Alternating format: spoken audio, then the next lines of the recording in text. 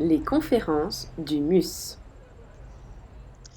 Le MUS, Musée d'histoire urbaine et sociale de Suresnes, est fier d'accueillir les étudiants de l'École Bleue dans le cadre de cette conférence qui prend place au sein de l'exposition Bâtir l'école, architecture et pédagogie 1830-1939. Cette exposition a pour but de mettre en valeur les liens entre l'espace, l'architecture de la salle de classe, mais aussi de tout le bâtiment, et la pédagogie. Et dans ce cas, nous avons voulu interroger par l'intermédiaire donc des interventions que vous allez entendre, des nouvelles formes en fait d'écoles, que ce soit donc en Europe, mais aussi dans le monde. J'espère que ces interventions feront écho, notamment en regard au moment que nous venons de vivre avec cette pandémie du coronavirus en 2020, qui a entraîné justement un bouleversement de notre rapport à l'espace de la classe et à l'espace scolaire, avec une école qui se voit dématérialisée, une école en ligne et des espaces repensés dans un but sanitaire. Donc les interventions que vous allez écouter maintenant vont permettre de réfléchir à toutes ces questions et vont, j'espère, enrichir vos connaissances sur l'histoire de l'architecture éducative. Merci. Bonsoir, je suis André Inglese, professeur de sciences humaines à l'École Bleue. Je vais introduire le travail réalisé par nos élèves sur l'architecture éducative de la petite enfance au XXIe siècle. Alors, je précise que ce travail naît à partir d'un partenariat qui existe depuis quelques années avec le musée de Suresnes et qui est suivi par moi et par Gauthier Hermann, autre professeur des sciences humaines en troisième année. Et donc, vous verrez le travail de recherche réalisé par des élèves de première année et une élève de troisième année.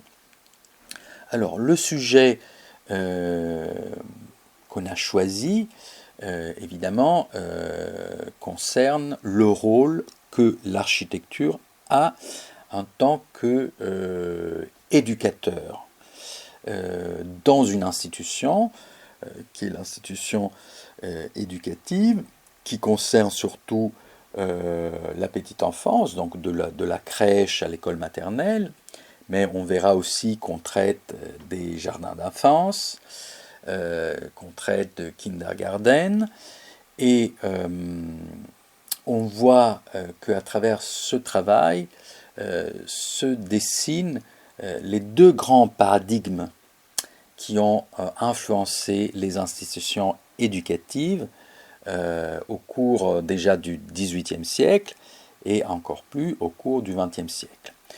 Alors, il y a un paradigme fondamental qui est très ancien, qu'on pourrait dire même remonte à Saint-Augustin, et qui arrive bien solide encore au XIXe siècle, à la fin du XIXe siècle, avec des auteurs comme Freud. Et ce paradigme voit l'éducateur comme quelqu'un qui doit maîtriser l'enfant considéré comme une sorte de petit diable, comme quelqu'un qui ne contrôle pas ses pulsions, qui est prêt à tout moment à s'exposer à des dangers, qui est dans une sorte d'état sauvage, et fondamentalement, dans cet paradigme éducatif, il faut préserver l'enfant de lui-même, il faut le protéger de lui-même, et donc il faut le dresser, le contrôler, le maîtriser, d'un point de vue évidemment aussi spatial. L'autre paradigme qui, au contraire, émerge de manière très puissante avec un auteur comme Jean-Jacques Rousseau, donc au cours du XVIIIe siècle, c'est le paradigme qui considère au contraire l'enfant comme quelqu'un qui a un lien authentique, très sain, fondamentale avec la nature, et la nature est considérée ici d'une manière fondamentalement positive. Et donc, le rôle de l'éducateur n'est pas celui de couper les liens avec la nature, n'est pas celui de réprimer les élans de l'enfant, mais au contraire, il doit en quelque sorte permettre à l'enfant de se développer en gardant ce lien très vivant. Et on se rend compte justement qu'à un moment donné, l'architecture éducative va prendre un tournant, et ce tournant devient très clair au XXIe siècle, un tournant qui va énormément valoriser le rapport de l'enfant à la nature et le rapport de l'enfant à un dynamisme dans l'espace. L'enfant, c'est pas quelqu'un qui doit être en quelque sorte un créosol, qui doit être confiné, dont le corps doit être maîtrisé, mais l'enfant, au contraire, c'est quelqu'un qui doit aussi savoir s'exposer au danger pour le connaître, pour le maîtriser, et surtout doit pouvoir se développer son esprit à travers le physique, à travers le mouvement, à travers la manipulation des objets, à travers un rapport avec un espace ouvert. Et donc on verra de manière très concrète comment ce paradigme s'incarnera à travers différents projets, à travers différentes typologies d'architecture dont vont nous parler nos élèves, auxquels je passe maintenant la parole. Bonjour à tous. Je vais entamer ce début de conférence avec une petite partie historique qui va nous permettre de bien comprendre la place qu'occupe aujourd'hui l'espace de la petite enfance. Nous allons d'abord nous pencher sur leurs évolutions dès la fin du XIXe siècle, puis tout au long du XXe, en commençant avec le développement des crèches, puis on finira avec celui des écoles maternelles en France. Je vais vous replacer un peu le contexte historique. On est au XIXe siècle, au moment de l'industrialisation. Celle-ci, elle va entraîner un exode des paysans les plus pauvres vers les villes et les sites industriels, en modifiant en profondeur la vie familiale et communautaire. Le mode d'éducation, mais surtout le mode de garde des jeunes enfants, va complètement être transformé. Et la crèche, elle arrive un peu comme une réponse nécessaire à l'évolution du statut de la femme et par conséquent à l'éducation de son enfant. Les constructions à cette époque des crèches restaient pour l'essentiel des initiatives privées. Elles s'implantaient souvent près des grands sites ouvriers et industriels et elles permettaient surtout au patron de garder entre guillemets une ouvrière qui, tout en travaillant, pouvait nourrir son enfant.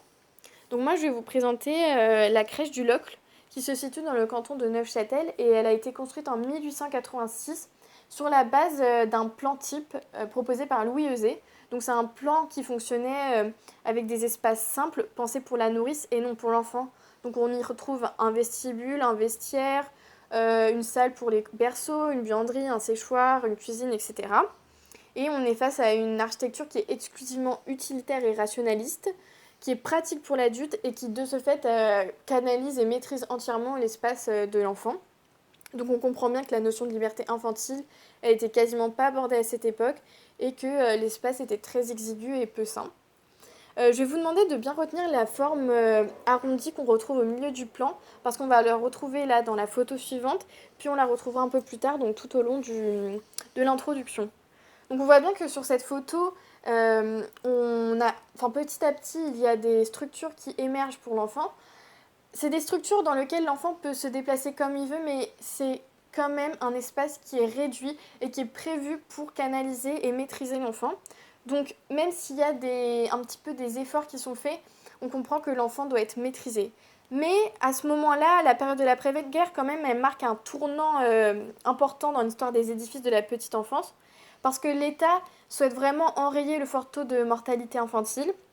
Et pour ça, il y a des nouveaux modèles de crèches qui commencent à émerger dans les années 50. Elles sont souvent rattachées à l'assistance publique et surtout, elles sont basées sur la gestion hospitalière. Et c'est ce qui permet d'offrir à l'enfant une réelle protection. On comprend aussi à cette époque que la proximité des usines aux abords des crèches, c'était vraiment une source de nuisance pour l'enfant. Et on commence à implanter les crèches de façon différente dans le tissu urbain. C'est là qu'on voit qu'on est au début d'une prise de conscience. Elle concerne l'importance de l'espace et le rôle de l'environnement extérieur pour le développement de l'enfant d'un point de vue physique et intellectuel. Il se développe en fonction de son espace et celui-ci doit être pensé pour lui.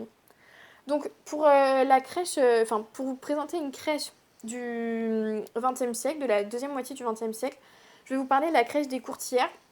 C'est une crèche qui a été réalisée par Émile Aillot.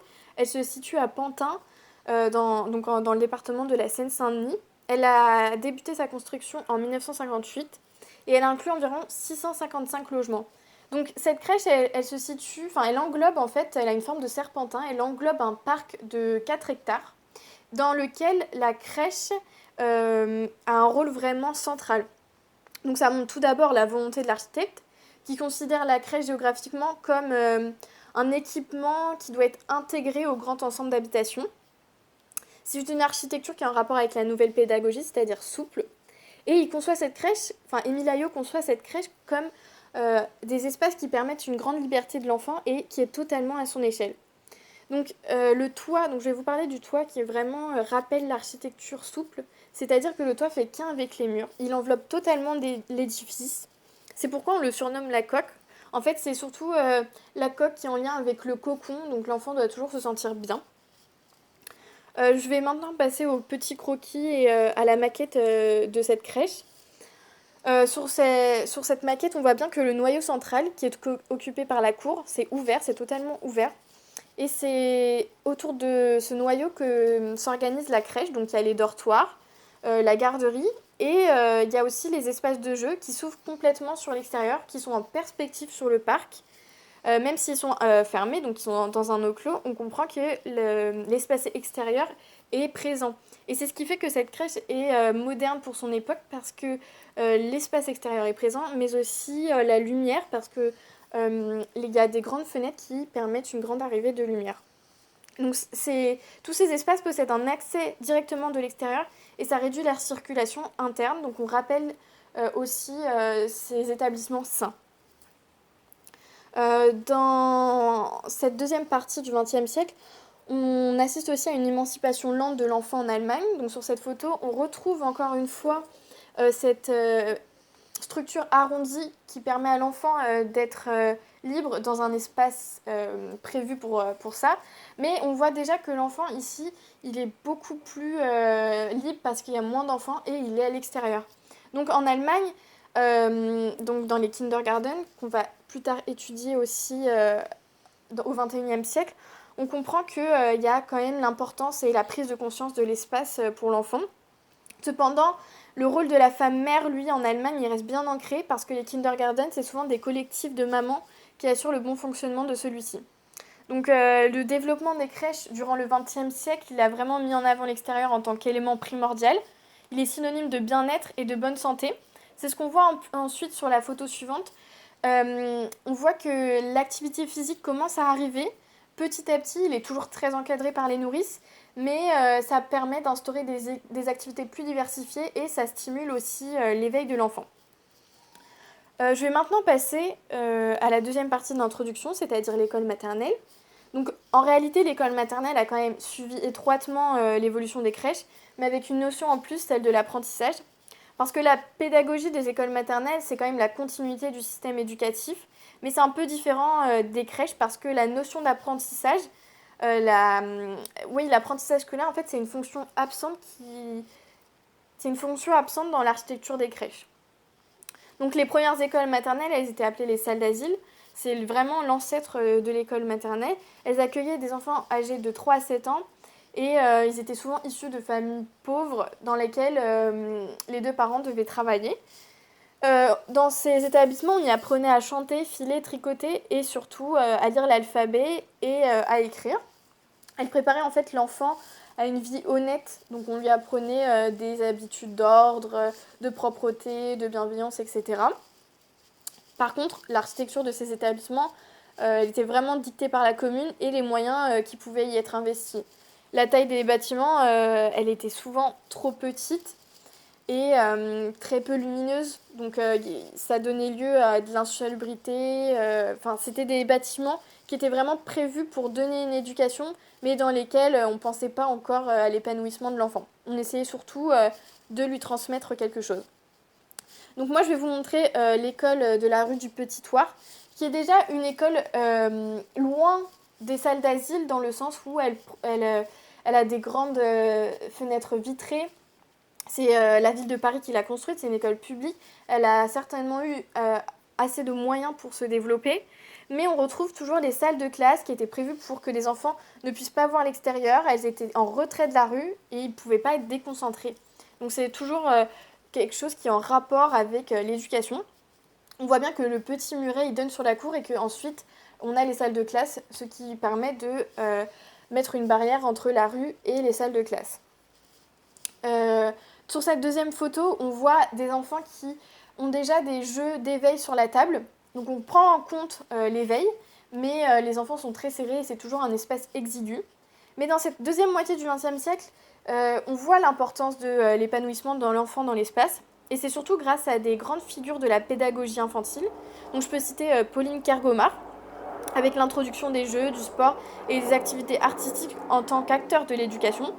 Et puis, il y a Maria Montessori aussi, qui va prôner une méthode sensorielle dans le respect du rythme de chaque enfant. Et chaque enfant aussi possède des particularités individuelles. Donc, on avance au rythme de chaque enfant. Mais en réalité, ces méthodes, elles peinent vraiment à être appliquées et peu d'écoles les utilisent. Donc là, à compter des années 1950, l'école maternelle, elle s'adressait avant que aux milieux modestes. Et maintenant, elle commence un peu à s'ouvrir progressivement à toutes les couches sociales. Parce que les parents, ils deviennent soucieux de donner une éducation à leurs enfants. Et ça engendre une grande hausse de construction des écoles parce qu'il y a l'urbanisation, il y a différents mouvements qui engendrent une hausse de construction des écoles maternelles. Donc ça va permettre aux architectes d'innover et ils créent des écoles qui sont pensées pour les enfants.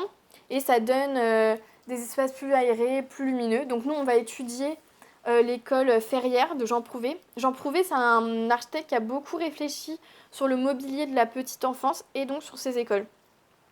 Il a vraiment réfléchi à l'orientation de l'école. Donc il y a une grande façade vitrée qui permet une grosse entrée de lumière dans l'établissement. Et sur les parois, il y a des petits ronds qui laissent entrer la lumière et qui créent des jeux d'ombre et de lumière. La cour en béton, c'est plus l'unique option. Donc là, il y a une cour en béton à l'avant et à l'arrière. Donc sur cette vue d'ensemble, on voit bien que derrière, ce sont des espaces verts. Et il y a aussi un gymnase qui est intégré à l'établissement. Donc là, l'activité physique et l'entretien d'une bonne santé pour l'enfant, ça devient primordial. Et pour terminer sur l'école de Jean Prouvé, je vais vous parler d'une petite fonctionnalité, c'est-à-dire qu'en réalité, toute cette baie vitrée permet la bonne circulation de l'air parce que à l'arrière des classes, il y a des fenêtres en bandeau et donc l'air peut circuler très rapidement. Donc ça rappelle toujours un environnement sain. Donc tous ces paramètres liés à la santé, l'apprentissage et le bien-être de l'enfant n'ont cessé d'évoluer et c'est ce qu'on va voir avec les établissements du XXe siècle, en commençant avec Charlotte qui va nous parler des écoles maternelles au XXIe siècle.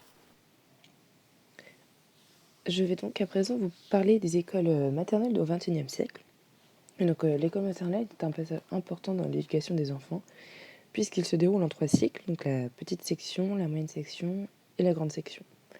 Et en fait, c'est là où les enfants entrent en maternelle, ils entrent en maternelle à l'âge de 3 ans et en ressortent à l'âge de 6 ans, pour ensuite rentrer à l'école élémentaire. Donc, les apprentissages que les enfants y réalisent sont décisifs, donc notamment au niveau de la langue, qui est la compétence déterminante pour la réussite de leur parcours scolaire, mais aussi l'école maternelle tend à éveiller la personnalité des enfants, à développer l'estime de soi et des autres et concourt à leur épanouissement affectif. Donc l'architecture scolaire de l'école maternelle est très importante car l'espace et l'environnement sont considérés comme le 3e éducateur après les parents et l'enseignant. Et dans ce contexte, l'architecture éveille les sens de par les couleurs, les textures, les matériaux et la configuration des espaces. Et le point que je vais aborder dans l'exemple de mes 2 écoles maternelles que je vais présenter est celui de l'intégration de la nature dans une structure éducative. Donc, la première école que j'ai étudiée est l'école maternelle Marlène Jobert, Donc cette école maternelle se situe à Épinay-sur-Seine, dans le département de la Seine-Saint-Denis, donc en France. Et elle a été pensée par un groupe d'architectes Harmonique Masson et Associés et inaugurée en 2014. Dans cette école, les panneaux existants qu'on peut voir sur la diapo, à l'angle nord-ouest du site, qui est l'entrée, font office de parvis d'accès. Et donc cette pinette devient en fait un élément fédérateur où les gens du quartier peuvent s'y retrouver en attendant leurs enfants.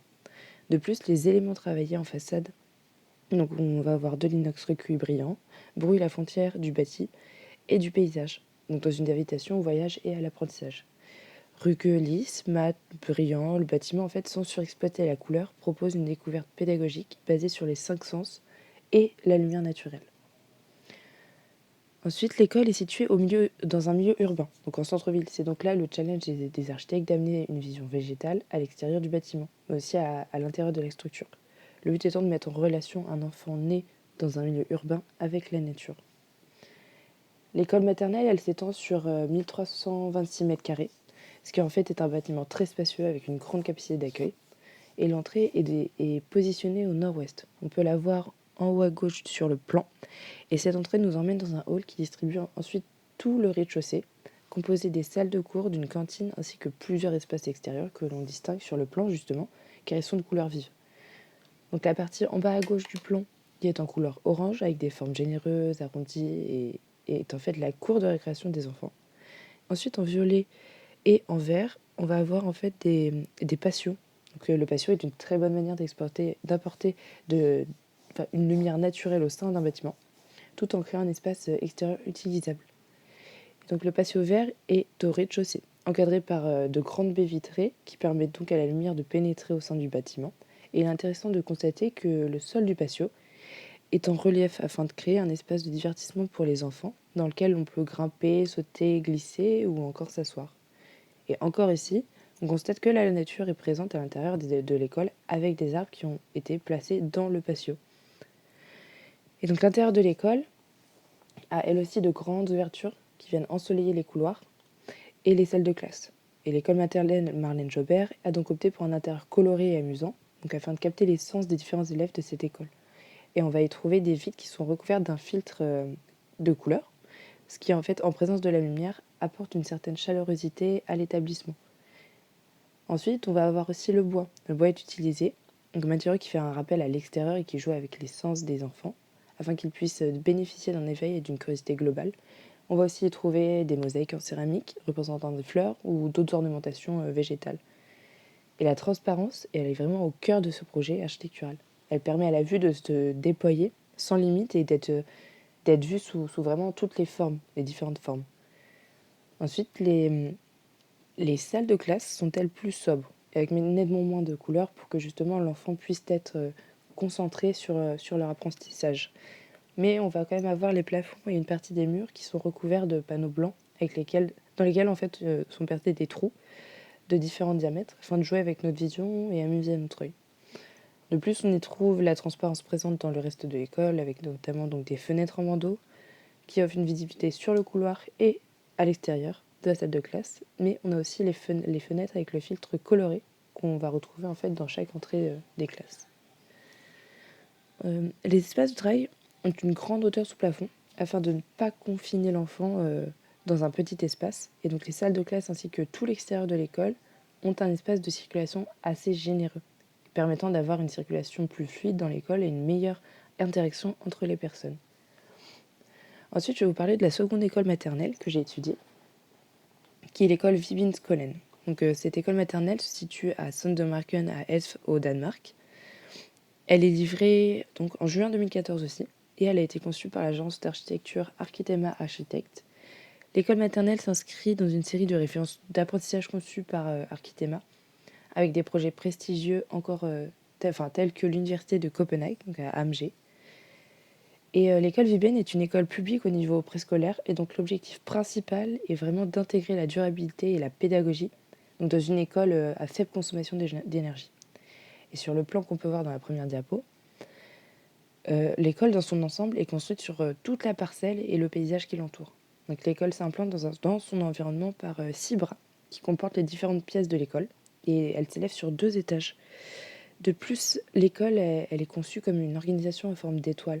de fonctions et d'activités, où en fait la salle centrale est à la fois la salle d'arrivée, de réunion et de distribution pour toutes les activités de l'école. Donc le cœur du bâtiment est un espace qui s'étend sur toute la hauteur de l'école. C'est le lieu où l'école, en fait, elle tire son énergie et est vraiment le point de passage et de rencontre de chacun. L'école, elle va se caractériser, tout comme on peut le voir, par son extérieur rouge et les différentes articulations du toit, qui créent en fait des motifs inclinables dans la façade et des variations spatiales donc à l'intérieur. Dans le même temps, la surface de toit variable offre des opportunités vraiment optimales pour le montage de panneaux solaires et pour les ouvertures d'éclairage orientées au nord, ce qui contribue à assurer une école à faible consommation d'énergie. Donc c'est une architecture qui assure un environnement d'apprentissage varié, inspirant, stimulant à l'intérieur comme à l'extérieur. Et enfin, à l'extérieur, on constate que la cour de récréation des enfants est en adéquation avec le paysage environnant, puisqu'elle n'est pas contrainte par une limite de terrain, mais elle est dans la continuité de ce dernier en fait.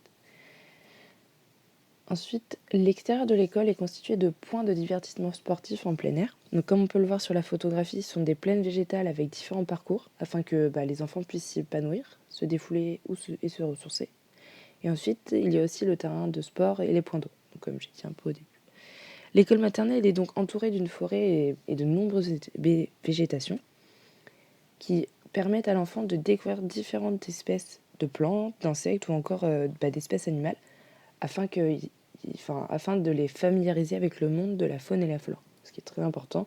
Et donc, cette école est donc bien portée sur l'intégration d'un site au sein d'un environnement déjà existant. Sur cette photographie, on peut voir justement le cœur de ce bâtiment, donc le grand hall d'entrée et de distribution de toutes les autres parties de l'école maternelle. Au premier abord, cet espace est impressionnant par sa hauteur, mais les couleurs et les matériaux utilisés apportent une touche chaleureuse à l'atmosphère de la pièce. C'est le point de convergence de ce bâtiment. Il a pour rôle de réunir les enfants, mais aussi de le corps enseignant. Et le passage d'une classe à une autre est important pour les enfants, car c'est à ce moment-là qu'ils peuvent se divertir de leur sortie de classe, avant justement d'y retourner, et ils peuvent alors courir ou encore dialoguer ensemble. La dernière image de cette présentation est en fait l'un des escaliers de l'école maternelle. En tout premier lieu, on remarque que cet escalier, par sa couleur vive et attrayante, est joyeux. Et donc l'escalier mène au second étage de l'école maternelle où on pourra entre autres trouver la médiathèque. Et l'escalier imaginé par Kitema Architecte est en fait à double usage. Donc cet escalier répartit les besoins de chacun, c'est-à-dire que l'on peut le traverser afin de rejoindre donc l'étage supérieur, comme la partie gauche de l'escalier qu'on peut voir, ou alors au contraire s'y arrêter, donc la partie droite, afin de discuter, de jouer ou de s'amuser. Et cela est vraiment important puisque lorsque tous les enfants et les professeurs sortent d'un passage fluide, et des zones d'arrêt maîtrisées sont vraiment agréables. Et c'est ce que rend comme service cet escalier. Donc pour conclure, en fait, je dirais que ces deux écoles maternelles anticipent les écoles de demain, car ces deux écoles essayent d'intégrer la nature à l'espace éducatif. Et donc dans le premier cas, on advient dans un contexte métropolitain et pose donc un défi majeur aux architectes. Tandis que dans le second cas, l'espace éducatif implanté est directement en fait implanté au sein d'une zone verte, et donc en dehors de la ville. Et deux écoles qui sont très modernes et qui veulent en fait un environnement qui profite au maximum à son usager et à son épanouissement éducatif et personnel. Et donc maintenant, je vais passer la parole à Carla Bernarkov qui va vous présenter les kindergartens. Bonjour à toutes et à tous. Je vais vous présenter l'architecture pédagogique dans les kindergartens, deux exemples situés en Australie, un sur la côte ouest à Perth et l'autre à Sydney sur la côte est. Mais d'abord, qu'est-ce qu'un kindergarten ? Un kindergarten, appelé aussi plus communément un jardin d'enfants, accueille l'enfant à partir de ses 3 ans et jusqu'à son entrée dans le système scolaire, soit lorsqu'ils atteignent l'âge de 6 ans. C'est un espace de découverte dont l'idée de base est de permettre aux enfants de développer leurs capacités individuelles, de s'intégrer dans la communauté d'un groupe et de fortifier leur confiance en eux.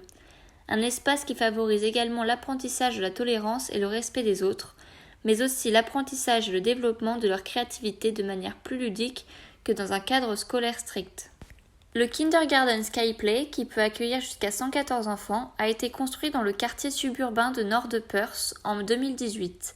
Les architectes ont effectué une collaboration entre l'agence d'architecture Matthew Crawford Architect et Tom Golden Architect, spécialisés dans l'architecture des écoles. Lors du développement du projet, les architectes voulaient se démarquer des kindergartens communs et faire de Skyplay un espace où l'enfant se sentirait comme à la maison et se sentirait aussi dans le meilleur des mondes où il pourrait jouer dans un espace naturel ainsi qu'en hauteur, d'où le nom Skyplay, jeu du ciel. La façade côté rue du bâtiment rappelle la façade principale d'une maison, quelque chose de commun et de familier pour l'enfant, sa zone de confort. Elle rappelle également par ses couleurs et ses ornementations les façades que l'on peut retrouver à Disneyland Paris, un monde magique et féerique. Une fois après avoir traversé la maison, on découvre un monde complètement différent, s'élevant sur 3 niveaux. La façade de cette arrière-partie était autrefois en 1907 un commissariat. Lors des rénovations, les architectes ont donc fait attention de respecter l'histoire de ce bâtiment, tout en le transformant comme espace de découverte pour les enfants. Comme on peut le voir ici, on se retrouve dans la partie maison. Tout l'environnement amène à nous rappeler l'espace commun de préparation et consommation des repas, que toute maison possède. L'enfant en train de mettre la table considère cette action comme un jeu, quelque chose de ludique, mais montre également son investissement dans les tâches familiales. Le but de ce kindergarten est en effet de responsabiliser l'enfant ainsi que de lui apprendre l'action de s'entraider. Cependant, n'oublions pas que des enfants ont besoin également de s'amuser. On se retrouve maintenant dans un espace plus aéré avec de grandes baies vitrées qui ont été conçues pour permettre aux différents groupes d'âge d'interagir entre eux. Ce qui peut paraître plus étonnant est la présence de troncs d'arbres bruts. La présence de la nature paraissait aux architectes indispensable pour l'épanouissement de l'enfant ainsi que de développer sa sensibilité pour la planète. Ces troncs apportent également de la verticalité à l'espace qui relie le ciel à la terre, restant dans le thème de Skyplay. Ces troncs d'arbres sont complètement en lien avec 2 designers. Le premier, Andrea Branzi, un designer italien qui a conçu toute une gamme de meubles appelés Animali Domestici en 1985. Il a travaillé avec 2 matériaux. Le premier était le bois industriel qui a été coupé, poli, verni, entièrement transformé par l'homme, auquel il a été greffé du bois brut. Lorsqu'Andrea a créé cette collection, il voulait que lorsque l'on regarde son travail, on se rappelle l'origine du bois, que l'on redonne à l'objet sa propre valeur. Ces consoles ont été réalisées par Hilla Shamia, une designer israélienne.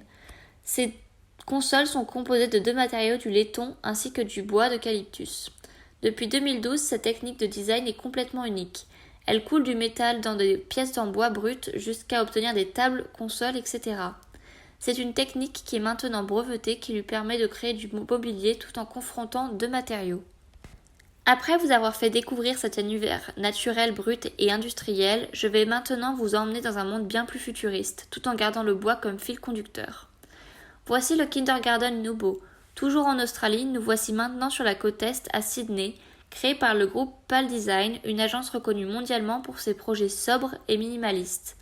L'agence a gagné plus de 50 prix internationaux, dont le Grand Prix IFI, Fédération internationale des architectes designers, en 2007. Nubo a été construit en 2017 et est situé en zone commerciale dans le quartier d'Alexandria à Sydney. Le plan du bâtiment montre que chaque espace a une fonction précise et qu'ils donnent tous les uns sur les autres. En effet, ces espaces ouverts sont dédiés à la curiosité des enfants. Les espaces sont très épurés, la conception est très minimaliste, les designers ont supprimé tous les meubles et équipements inutiles. Les enfants ont juste assez pour inventer leur propre jeu, c'est ce que l'on appelle le concept du pure play.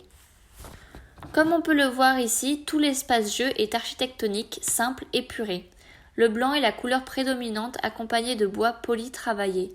Ces espaces suscitent l'impression d'un monde aseptisé, lisse et confortable, qui rappelle certains environnements de la science-fiction, comme les intérieurs de vaisseaux spatiaux. En effet, cette impression d'univers de fiction est renforcée par les formes rondes et courbes, des formes très organiques comme la piscine à boules.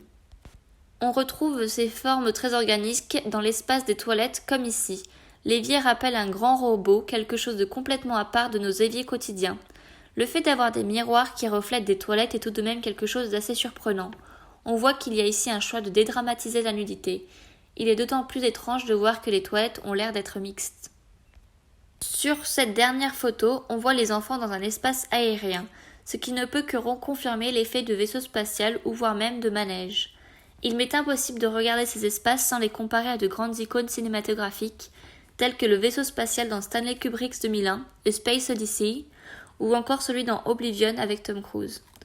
Pour conclure, on remarque que l'apprentissage d'un enfant peut se faire de différentes façons ainsi que dans différentes ambiances, que ce soit de façon très ludique dans un espace qui rappelle le noyau familial ou dans un endroit plus épuré, aseptisé. Il ne s'agit pas de trouver le meilleur modèle, il n'y a pas de mieux ou de moins bien.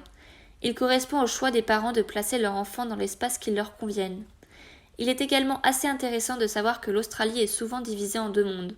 La côte ouest est très reliée à la nature, aux espaces verts, au mode de vie assez tranquille, alors que la côte ouest est réputée pour ses recherches, son travail, son côté plus européen, ce qui pourrait avoir influencé les architectes sur le choix de projets par rapport au type de vie des clients pour qui ces enseignes sont destinées.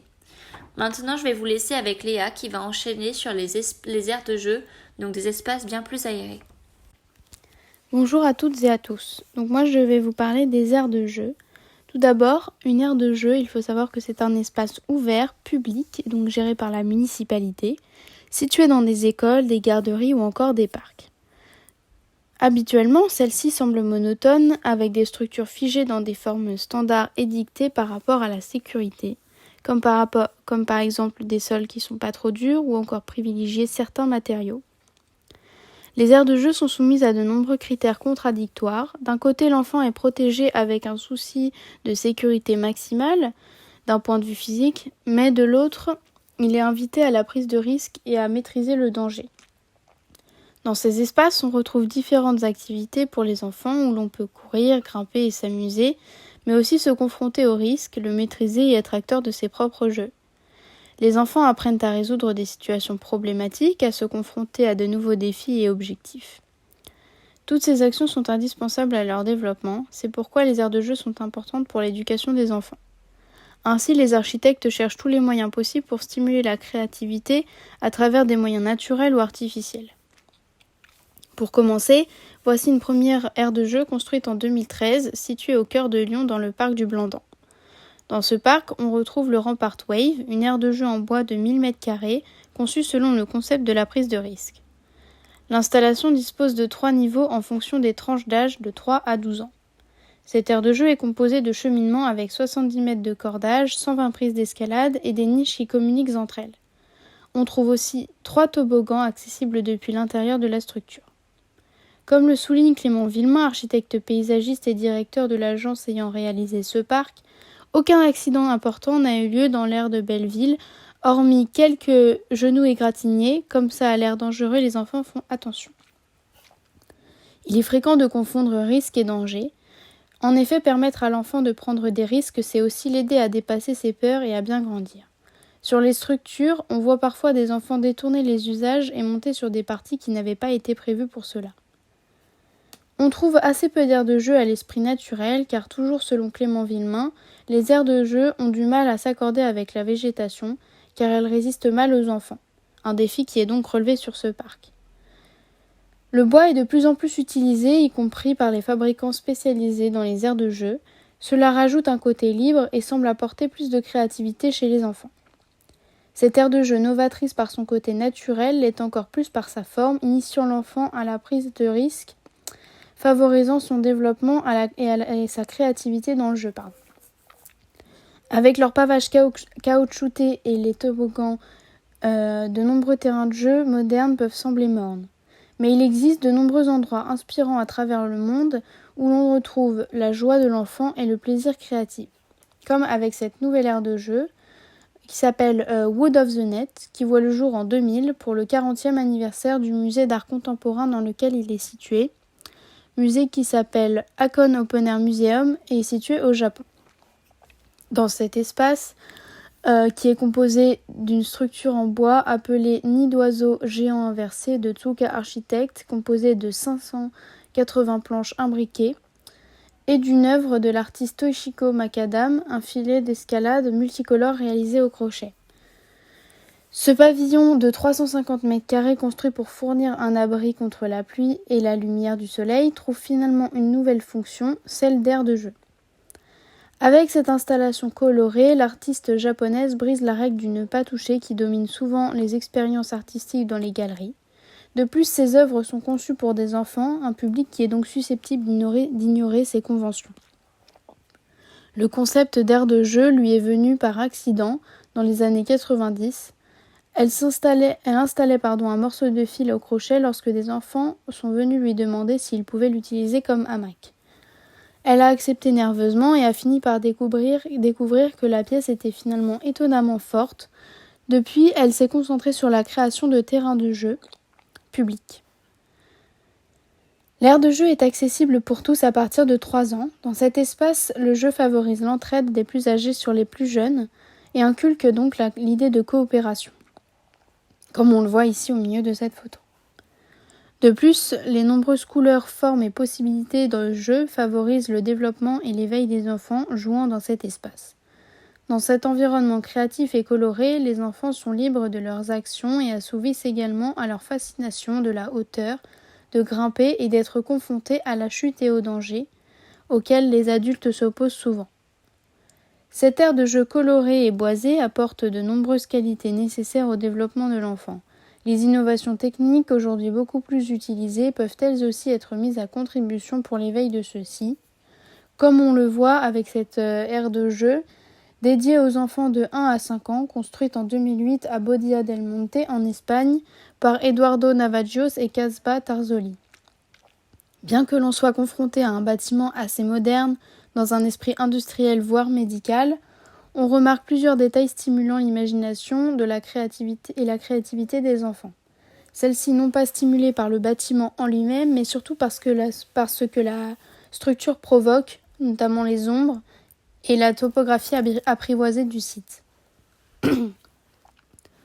On trouve des espaces variés dédiés au jeu, favorisés par la topographie, donc le relief du terrain, qui crée différents espaces plus ou moins enfoncés dans le sol en caoutchouc vert, créant des bacs à sable circulaires ou encore un amphithéâtre laissant place à l'imaginaire des enfants jouant ensemble.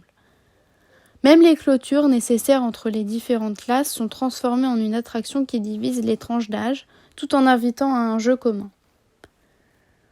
On trouve d'autres espaces dédiés à ce type d'action entre enfants d'âges différents, et notamment dans cet espace, sous le panneau d'affichage de l'aire de jeu, qui stimule les enfants à des jeux de ballon interactifs et collectifs en se passant un ballon à travers les ouvertures rondes que l'on peut voir ici. Conscients de l'importance des aires de jeu dans le développement de l'enfant, les architectes ont contribué à définir une atmosphère équilibrée et stimulante, et ce notamment grâce à des jeux de lumière et d'ombre qui stimulent l'imagination des enfants et améliorent leur compréhension des relations spatiales. Ces jeux de lumière sont créés par la couverture de la verrière que l'on voit ici, qui, en plus de canaliser l'eau de pluie et de protéger du rayonnement solaire, crée des ombres qui stimulent l'imagination des enfants. On trouve souvent les mêmes types d'aires de jeu où il n'y a pas de possibilité de se cacher ou sans grande surprise et encore toujours horizontale.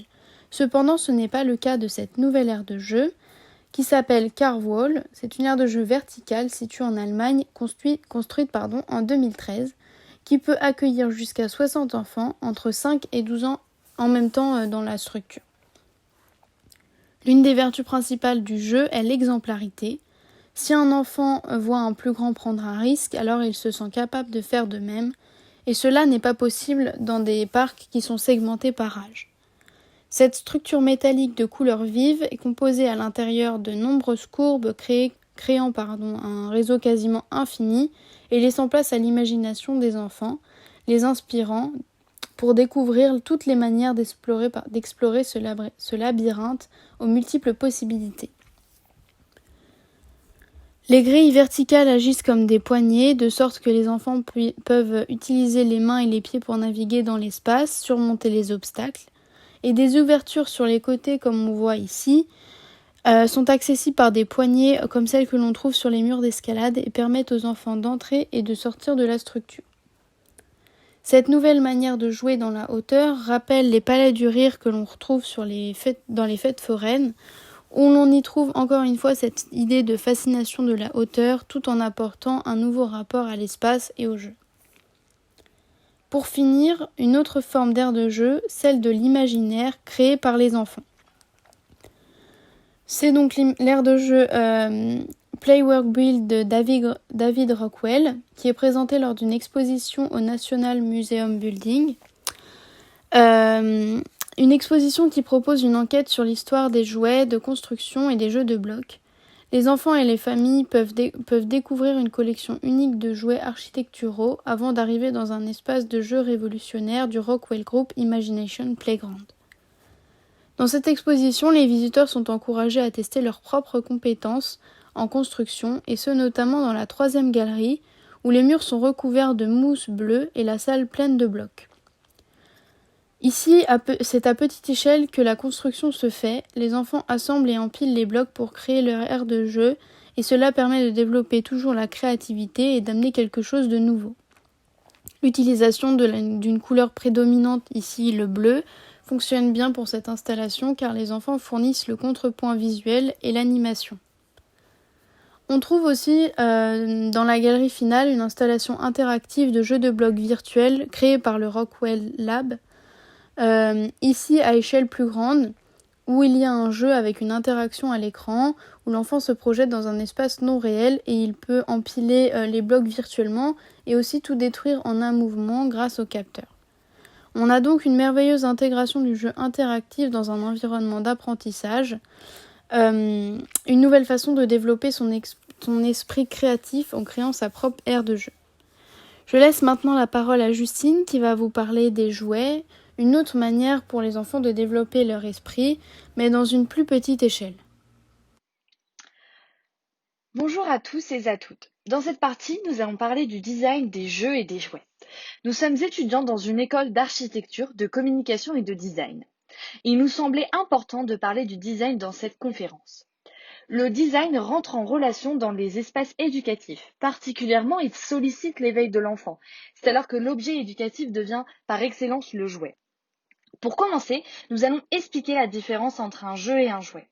Un jouet est un objet qui crée du jeu, mais qui n'est pas rattaché à une règle spécifique. En exemple, on a les dés, les poupées, les voitures. Même un caillou devient alors un jouet, car l'enfant est libre de faire ce qu'il souhaite avec. Alors que le jeu a une règle spécifique, on peut le retrouver dans les jeux de société, les jeux de construction, les puzzles ou encore les jeux de cartes. Tous ces jeux impliquent une règle précise. L'enfant doit suivre celle-ci, il est libre à travers la contrainte. La règle n'est pas toujours comme contraire de liberté.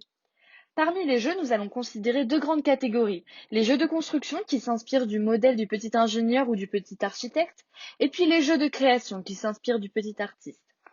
Dans l'univers des jouets, il y a des jouets qui appartiennent à la catégorie de construction et des jouets que moi j'appelle les jeux de créativité. Le philosophe grec Platon a écrit qu'un futur architecte doit jouer à des jeux de construction dès l'enfance, comme un enfant. Un jeu de construction est une collection de pièces qui peuvent être réunies pour créer des modèles. Les objets qui sont construits sont parfois utilisés comme des jouets une fois terminés. Mais d'une manière générale, le but est de construire des choses par soi-même. Nous pouvons voir le jeu Mécano, créé en 1901. Mécano est un jeu de construction à la base d'éléments à l'origine entièrement métalliques. Chaque module est constitué par des lames métalliques perforées de trous circulaires. C'est un jeu de construction très célèbre au début du XXe siècle. À travers ce jeu, germe la question de la profession future chez l'enfant, ce qui va le déterminer ou la prédéfinir. La boîte Mécano représente 2 garçons et non 2 filles.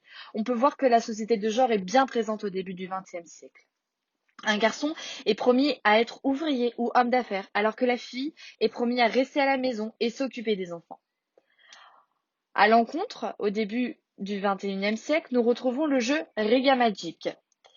C'est un jouet pour garçons et filles. Rega Magic est un kit de construction à grande échelle pour le jeu et l'apprentissage pratique. La collection de planches en bois, roues, poulies, écrous, boulons, cordes permettent aux enfants de satisfaire leur curiosité des formes à travers le jeu. Il a été conçu à l'origine par Castleman comme un terrain de jeu pop-up pour le parc Alpine à New York. Le Rega Magic a trouvé sa place dans des centaines d'écoles, de terrains de jeu, de musées pour enfants et d'arrière-cours. Ce jouet provoque la créativité et la liberté de l'enfant. L'enfant développe la compréhension et l'interaction avec les autres enfants. Ce jouet sollicite l'interaction entre les enfants. Un petit enfant a beaucoup de mal à collaborer avec les autres et ce jouet provoque l'entraide chez chacun et entre eux. Nous pouvons voir un autre jeu qui ressemble à Rega Magic qui est Play Yet. C'est Stéphanie Marin qui a créé Play Yet. Ce jeu de construction à grande échelle est un exercice classique du design, un sans clou-ni-vis comme elle l'appelle. C'est complètement modulable utilisant des matériaux 100% naturels qui permettent l'élaboration intuitive d'objets polyvalents. C'est des éléments qui sont en liège et en bois. Ils s'assemblent simplement à l'infini. Ils sont solides, légers, manipulables par tous. L'enfant compose sans peine différente des paysages habitables. Il reflète de sa personnalité. La création d'interactions entre les enfants est pour Stéphanie Marin un point central dans l'élaboration de ses projets. Elle est convaincue de l'importance des objets et de la socialisation entre les enfants qui est générée par le design. L'objet prend vie en fonction de son utilisateur et cela est d'autant plus vrai pour la Playette. Nous pouvons voir aussi un autre jeu qui s'appelle Milimbo. C'est un jouet pour petits et grands. C'est autant un livre que des jeux. C'est un jouet à construire, à jouer, à démasquer, à petit comme à grande échelle. Milimbo est un jouet qui adapte des contes traditionnels comme le Petit Chaperon Rouge, Hansel et Gretel ou encore Cendrillon. Il les réinvente et rejoue en forme et en couleur, un carton découpé ou sérigraphie. De manière astucieuse et poétique, Milimbo invite l'enfant à créer ses propres créatures. Milimbo plonge l'enfant dans ses histoires avec fraîcheur et malice. On peut voir que ces structures sont des structures très faciles à manipuler, très grandes et qui développent en plus chez l'enfant l'émerveillement. On va rentrer dans la deuxième partie avec le jeu Capla, qui est un jeu de construction à base de planchettes en pain. Il faut superposer les unes sur les autres pour faire apparaître des constructions imaginaires. Ce jeu ne nécessite aucun système de fixation. Ce jeu favorise l'apprentissage de la géométrie, de la physique et de la technologie, tout en initiant l'enfant au monde de l'art, à l'univers des formes et des volumes. L'enfant s'engage à réaliser, seul ou accompagné, des créations originales, mais aussi exigeantes. Il choisit et agence ses formes selon sa créativité. Cette activité demande à la fois rigueur et fantaisie. Nous pouvons voir à la suite, qui représente un peu le même jeu que Capla, Anjiplay. Anjiplay est un programme de la petite enfance reconnu internationalement. Il a été développé et testé au cours des 15 dernières années par l'éducatrice Chang Soo-king et Castleman. Aujourd'hui, Anjiplay est le programme des 130 jardins d'enfants publics du comté d'Anji en Chine, au service de plus de 14 000 enfants de 3 à 6 ans. Grâce à ces pratiques sophistiquées, dans des environnements spécifiques au site, des matériaux uniques et une technologie intégrée, Anjiplay s'impose rapidement comme un nouveau monde standard pour l'éducation de la petite enfance. Amour, risque, joie, engagement, réflexion, tels sont les principes directeurs d'Anjiplay. Sur cette photo, on peut voir que les enfants utilisent des objets du quotidien, comme les échelles, des tonneaux ou encore des morceaux de bois. Ce programme permet d'instaurer une confiance chez l'enfant. L'enfant est totalement libre de choisir avec quoi il va se divertir. Il va aussi pouvoir prendre des risques, mais tout en ayant confiance avec lui-même et l'objet. L'enfant devient alors responsable. Castleman croit qu'Anjiplay est le modèle éducatif idéal. Il favorise l'éducation de citoyens indépendants, créatifs et sûrs d'eux. Nous pouvons voir aussi un autre jeu, Gimo, qui a été créé par aussi Castleman. Elle poursuivait son MFA à Cambrook et a été lancée à New York au MoMA à la Design Store en 2007. On peut la voir sur l'image actuellement. Il a depuis remporté de nombreux prix et a été représenté dans des salons de design et de jouets à Moscou, Tokyo, Séoul. Les membres magnétiques flexibles de Gimo se saisissent et se repoussent de manière imprévisible. Alors que Gimo prend vie entre vos mains, l'enfant peut construire, découvrir, créer et imaginer avec cette nouvelle espèce de jouet. La créativité et le sens artistique de l'enfant se développent énormément dans ce jouet. On a pu voir que le jeu Gimo a aussi été utilisé dans des spectacles de fin d'année d'école dans le but scénographie pour créer des ombres chinoises. Ce jeu développe le sens artistique de l'enfant. Nous passons du coup au jeu artistique. Nous avons pu voir un jeu qui s'appelle The Obliteration Room. Donc c'est une explosion de couleurs par l'artiste Ayo Kuzuma, qui a réalisé durant le mois de décembre dernier une installation pour la Galerie d'art moderne de Brisbane. Celle-ci consiste à peindre un environnement domestique, des murs, des chaises, des tables, pianos et bien d'autres éléments dans un blanc brillant. Jusque-là, rien d'extraordinaire. Nous pouvons voir que sur cette photo, pendant 2 semaines, le musée a donné des milliers de stickers ronds et colorés aux enfants qui ont ensuite été invités à collaborer dans la transformation de l'espace en collant des stickers partout dans cette pièce immaculée, qui est vite devenue au fil des jours une explosion de couleurs. Cette expérience a permis de développer la créativité et le sens artistique de l'enfant. L'enfant peut monter peut montrer sa vision des choses sur les éléments du quotidien. Nous pouvons voir aussi un autre jeu dans le même principe que The Obliteration Room, qui est le jeu Tubo. À l'occasion de la Hangzhou International Design Week en Chine, les designers Erika Zorzi et Matteo Sangalli de Materi Studio avaient pour mission de créer un espace interactif destiné aux enfants dans le centre commercial chinois IN77. C'est à ce moment que l'incroyable projet Tubo voit le jour, mettant en scène 16 structures blanches en forme d'aliments géants et une piscine remplie de tubes en mousse surmontés de murs blancs perforés. Les enfants sont alors invités à colorier l'espace en remplissant chacun des trous à l'aide des tubes mis à leur disposition. Ce gigantesque paysage alimentaire devient tout à coup créatif et vivant et les aliments reprennent de la couleur. Nous pouvons conclure qu'au fur et à mesure du temps, l'enfant devient alors plus libre de ses propres choix. Il devient autonome. L'enfant se prend en main et choisit. Le jeu et le jouet provoquent la créativité, l'art et la liberté de l'enfant. Nous allons terminer sur les jardins d'enfance avec Mona. Je lui laisse la parole. Bonjour à tous. Pour la dernière partie de cette conférence, nous allons aborder les jardins d'enfants japonais du XXIe siècle. Nous parlerons en particulier d'une école, le jardin Fuji de Takahura Tezuka. En effet, c'est grâce à celle-ci que nous avons pu constater de nombreuses notions qui lient l'architecture à l'éducation, et nous en profiterons aussi pour aborder 3 autres jardins d'enfants japonais qui nous paraissaient intéressants d'analyser.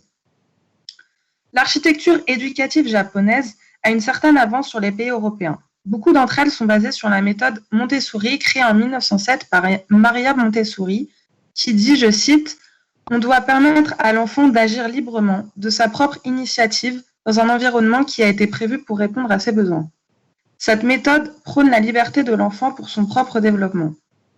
Les jardins d'enfants japonais sont basés sur une autonomie de l'enfant. Il est ainsi acteur de son développement.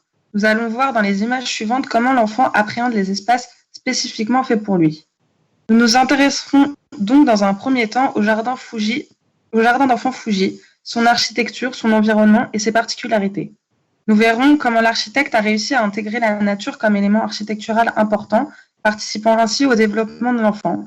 Et nous verrons d'autres jardins d'enfants qui se sont aussi intéressés à la nature à travers l'architecture. Nous aborderons ensuite la notion de frontière entre l'extérieur et l'intérieur, des espaces inspirés de l'open air, très présente dans les écoles japonaises. Enfin, nous terminerons avec l'architecture comme support de jeu, qui devient une architecture ludique et récréative. Sur cette image, je vous présente le jardin d'enfants Fuji, ici en vue aérienne, conçu par Takahura Tezuka et situé à 40 km de Tokyo, au Japon. Il accueille des enfants de 2 à 6 ans et peut recevoir environ 500 enfants. Le jardin d'enfants s'étend sur 1300 m², avec 2 espaces extérieurs. Le bâtiment est positionné dans un environnement plutôt spacieux, hors des gratte-ciels. Grâce à sa construction en anneaux, la lumière peut venir de part et d'autre et donc apporter une certaine luminosité à travers le bâtiment. L'enfant a un accès à une cour intérieure où, depuis cette cour, il peut monter un escalier et accéder au toit terrasse spécialement conçu pour lui. Il peut descendre grâce à un toboggan. Ici, on se retrouve positionné sur le fameux toit terrasse de l'école Fuji. On observe la liberté de l'enfant à jouer, à courir. Il n'est pas constamment surveillé et pour cause, il est en toute sécurité. 2 grandes rambardes de part et d'autre du toit sont là pour éviter tout accident. Cette école si particulière laisse ainsi l'enfant courir sur le toit, chose qui nous paraîtrait impossible en France, trop dangereux et interdit. Ici, interdiction n'est pas un mot qu'on utilise. On permet justement à l'enfant, grâce à une architecture adéquate, à avoir accès à des espaces non exploités normalement. Grâce à l'architecture en anneaux de l'édifice, l'enfant a un grand espace circulaire pour courir. Cela permet un grand gain de place et la liberté de se défouler autant que possible. On retrouve aussi sur ce toit terrasse des puits de lumière créés pour éclairer l'intérieur du bâtiment, avec autour du bois pour pouvoir s'y asseoir. Cela crée ainsi des assises pour l'enfant, tout en éclairant naturellement l'intérieur de l'espace. La volonté d'éclairer naturellement l'intérieur du bâtiment nous permet d'aborder la première notion, qui est la nature à travers l'architecture, en commençant avec l'éclairage naturel. En effet, d'après Marc Dudel, c'est un point important dans l'apprentissage de l'enfant. Dans son livre « École et jardin », nous pouvons en écouter un extrait. Dans des classes possédant un éclairement naturel suffisant, les enfants parvenaient plus facilement à se concentrer. Takahura Tezuka a donc pensé, en plus d'un éclairage naturel de part et d'autre du bâtiment, à installer des puits de lumière. Plus il y a de lumière naturelle, plus l'enfant se sent dans un espace dit naturel. Toujours sur ce toit terrasse, on peut voir sur cette image les enfants en cercle sur le toit, assis face à la cour du bas, admirant un spectacle. C'est grâce aux garde-corps et aux barreaux assez serrés entre eux que les enfants peuvent s'asseoir en toute sécurité. Cela sert ainsi de gradin. Les plus petits peuvent observer les grands et apprendre. On parle alors de logique collective. De plus, cette disposition change des spectacles dits classiques où les plus petits sont devant, les plus grands derrière et tous sont assis en tailleur. Ici, ils sont tous les uns à côté des autres, peu importe leur taille et leur âge, et peuvent admirer le spectacle en toute tranquillité. Ici, voici un dessin de l'architecte où on peut bien comprendre la construction du bâtiment et observer une fois de plus le rapport à la nature. L'architecte a décidé de construire cette école sur une étendue d'herbe avec des arbres. Au lieu de retirer les arbres pour construire son école, il a construit l'école à travers les arbres. Ainsi, dans l'école, on retrouve 3 arbres centenaires qui traversent le bâtiment dans la hauteur. On peut voir au niveau du toit terrasse et de l'arbre qu'un filet y est attaché. Cela laisse la liberté de monter à l'arbre et de tomber sur le filet en cas de chute. Le bas de l'arbre, lui, est à l'intérieur de l'espace d'apprentissage. On peut interpréter ça comme le développement de l'enfant à travers la nature, l'apprentissage étant les racines de l'arbre et son corps le développement de l'enfant. De l'autre côté du toit, sur la gauche, on observe un enfant qui joue avec une sorte de canne, avec un enfant qui, lui, est en bas. Le fait qu'il y ait 2 espaces de jeu à 2 niveaux différents contribue réellement à l'épanouissement de l'enfant. Les architectes ont vraiment pensé cette école comme une découverte pour l'enfant. Il n'y a pas vraiment d'interdiction, tout lui est offert et il apprend de lui-même. Il crée ses propres jeux comme tout enfant, mais avec plus de liberté et de création.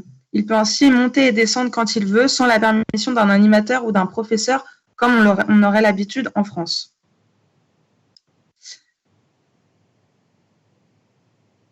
Ici, nous sommes à l'intérieur de l'anneau, dans la cour. On y voit 3 enfants près d'un robinet conçu spécialement par l'architecte. Ils sont disposés dans la cour en libre service et permettent à l'enfant de jouer avec. Ils ne sont pas dans une pièce à part comme on en a l'habitude, seulement pour se laver les mains. Ils sont un jeu à part entière et laissent encore une fois libre choix à l'enfant d'en faire ce qu'il veut. Des bassines en métal sont à leur disposition. On peut voir que la petite fille à droite a l'air d'ailleurs très investie et concentrée dans ce qu'elle fait. Cela permet d'apporter de la responsabilité à l'enfant. Voici une autre école japonaise créée par Ibini Soke qui se situe à Kumamoto, qui marche aussi sur le jeu de l'eau. Grâce à sa construction rectangulaire et avec un espace ouvert au milieu, le bâtiment récolte l'eau de la pluie et avec un sol légèrement incliné à ce niveau, l'eau stagne ici. Les enfants peuvent ainsi aller jouer. Cela crée une mare naturelle et idéale pour le développement de l'enfant à cet âge-là. Dans ce bâtiment, la nature est réellement à l'intérieur de l'école. Comme l'école Fuji avec les arbres qui traversent verticalement l'école, ici la pluie traverse l'école et y reste un certain temps. Le jardin d'enfants KM, créé aussi par Ibino Soke, qui se situe à Osaka, utilise aussi la nature en tant qu'architecture. Leur aire de jeu, habituellement en béton en France, est ici recouverte d'herbe. On accède à cette aire de jeu soit par un escalier, soit par une passerelle remplie elle aussi de végétation. Elle permet pour les plus petits de pouvoir être autonomes, les escaliers étant encore un peu compliqués pour leur âge. Une rambarde en verre est là pour leur sécurité. Concernant les jeux, on peut voir qu'ils sont pour la plupart conçus à base de troncs d'arbres, laissant ainsi l'enfant dans un jeu dit naturel. En tant qu'enfant, on apprécie faire ces jeux avec du bois trouvé dans la forêt ou des éléments récoltés. Ici, les jeux sont déjà créés, mais ils restent dans des matériaux naturels, comme une cabane. Grâce à ces quelques exemples cités, on peut observer la présence de nombreux éléments naturels liés au développement et à l'autonomie de l'enfant. Intégrés à l'architecture, ces éléments deviennent des points de repère à l'enfant qui se construit. Pour les plus petits, je dirais que cela est même indispensable. Nous allons enchaîner avec le second point qui me paraît important. Ce sont les espaces de plein air ou d'open air, c'est-à-dire les espaces où la frontière extérieure-intérieure est modulable, voire inexistante. On voit sur la diapo. Voilà. C'est le cas pour l'école Fuji, où l'ensemble des cloisons qui mènent sur l'extérieur de l'école, en direction de la cour, sont coulissantes. Ainsi, on peut décider de pousser les cloisons séparant l'extérieur et l'intérieur, ce qui laisse seulement un liseré au sol. À l'intérieur de l'espace d'apprentissage, il n'y a pas non plus de cloison, seulement du mobilier. Cela permet un espace totalement ouvert, tant vers les autres classes que vers l'extérieur. Les espaces ouverts donnent une visibilité, peuvent inciter à l'envie, satisfaire une curiosité et inviter le visiteur. Les plus petits vont ainsi voir les plus grands, du lien se crée, c'est un moyen de sociabilisation très intéressant. Contrairement à des espaces fermés où l'enfant osera beaucoup moins s'aventurer et restera là où il doit seulement être avec les gens de sa classe. Ici, nous revenons dans l'école D1, qui était celle de forme rectangulaire et qui récolte l'eau de la pluie. On peut voir que son espace extérieur-intérieur est largement différent de l'école Fuji, principalement par son contexte, puisqu'elle ne possède pas d'espace extérieur et elle n'est pas aussi étendue que l'école Fuji. Cette école est construite sur plusieurs niveaux. Son open air ne se fait pas vers un grand espace de jeu, mais vers un balcon. Des portes coulissantes sont aussi utilisées, d'où le liseré au sol. Le balcon possède aussi un grand garde-corps avec des barreaux assez rapprochés pour la sécurité des plus petits. Le bâtiment tient finalement grâce à ses poteaux et permet un plan libre total. Aucune cloison à l'intérieur n'est nécessaire. Enfin, nous abordons la dernière notion dont je vous ai parlé précédemment, qui est l'architecture en tant que support de jeu. Nous aborderons cette notion à travers 2 jardins d'enfants créés par Ibino Soke. Ici, voici la façade de l'école OB, située à Nagasaki. Elle a l'air d'être dans un environnement assez calme, loin des bâtiments et du bruit, sans être non plus dans un environnement rural. La façade de l'école est constituée de beaucoup de transparence, laissant ainsi passer la lumière à l'intérieur, élément que nous avons déjà abordé précédemment, mais qui, je le rappelle, participe positivement à l'apprentissage de l'enfant. Aussi, on peut observer que le bâtiment est sur 2 niveaux et possède une terrasse qui s'ouvre avec des cloisons coulissantes encore une fois. Cela permet, lorsqu'il fait beau, de déjeuner dehors, comme sur l'image actuelle. Le self a ainsi une continuité sur l'extérieur. Nous sommes ici sur le toit terrasse de cette école. Un toit terrasse avec vue sur la mer qui donne un environnement très agréable et paisible à l'enfant. On peut voir que de hauts murs encadrent le toit pour que personne ne tombe. Un jeu d'altimétrie permet à l'enfant de se rendre sur un filet qui remplace un bout de terrasse. L'enfant peut ainsi jouer dedans en toute sécurité. Le toit terrasse n'est plus un simple toit terrasse, mais un jeu à part entière. Ici, voici une niche de l'école en forme de maisonnette pour rappeler la maison et rassurer l'enfant, le mettre en confiance. Cette niche est constituée de jeux d'altimétrie créés avec des formes et des couleurs permettant à l'enfant de dessiner ou écrire sur un tableau. Des jeux de matériaux, de lumière et de couleurs sont mis en place pour dynamiser l'espace et apporter à l'enfant tout le développement dont il a besoin.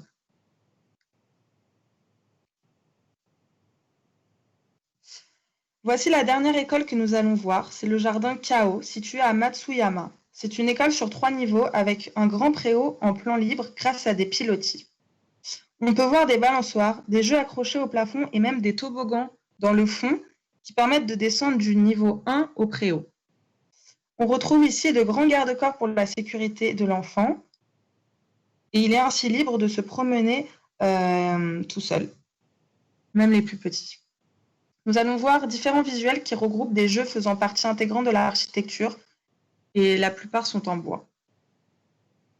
Donc ici, on retrouve encore une forme de la maison avec une cheminée dans laquelle on peut sortir sa tête. On peut rentrer à l'intérieur de cette maison, monter et descendre par un toboggan.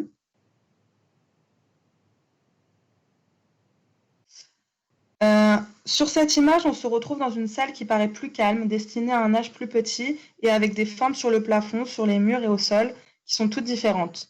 Au sol, on retrouve des petites boules, peut-être en laine ou en mousse pour le confort et qui peuvent se manipuler. Les enfants peuvent ainsi appréhender les formes en les touchant, puisque c'est vrai qu'à un certain âge, les enfants veulent tout toucher.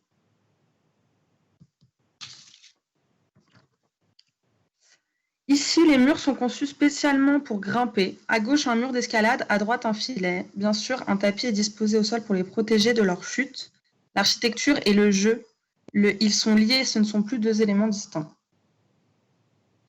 Enfin, nous terminons avec l'accès aux toilettes qui se fait aussi par des jeux, grâce à des ouvertures dans le sol et des différences de niveau. L'architecture créée permet un accès original aux toilettes. Cette école a été entièrement pensée par le jeu, la recherche et la découverte.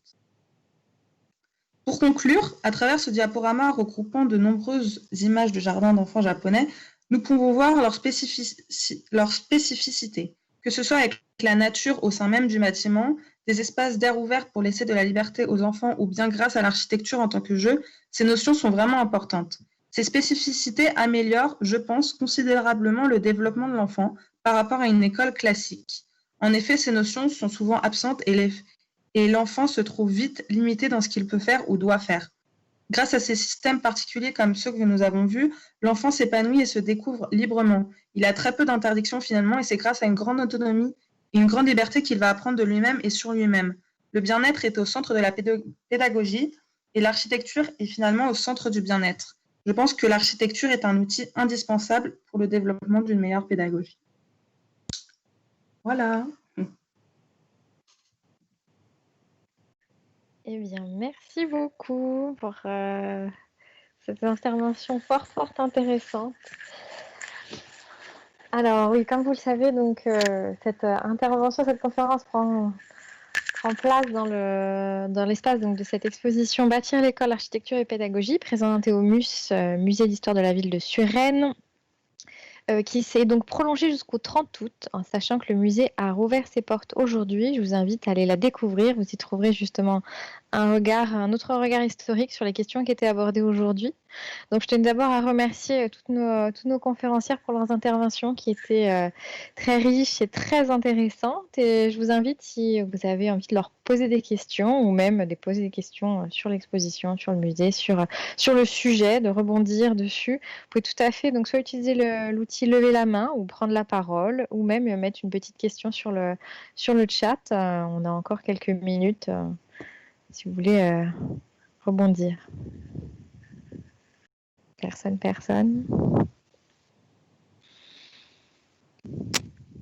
Moi, j'en profite pour remercier à nouveau le musée, les conférencières et aussi les gens qui ont participé.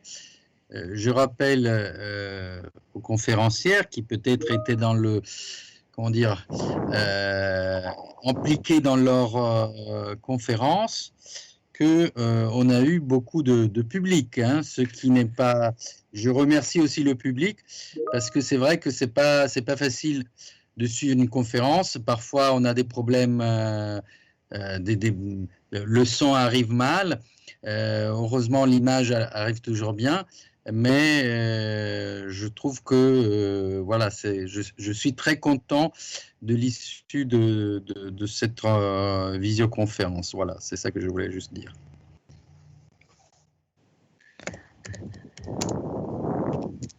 En tout cas, merci à tous et je vous souhaite donc une très bonne soirée et qui sait peut-être de nouveau à une conférence en ligne, en tout cas de nouveau une conférence avec l'École Bleue l'an prochain.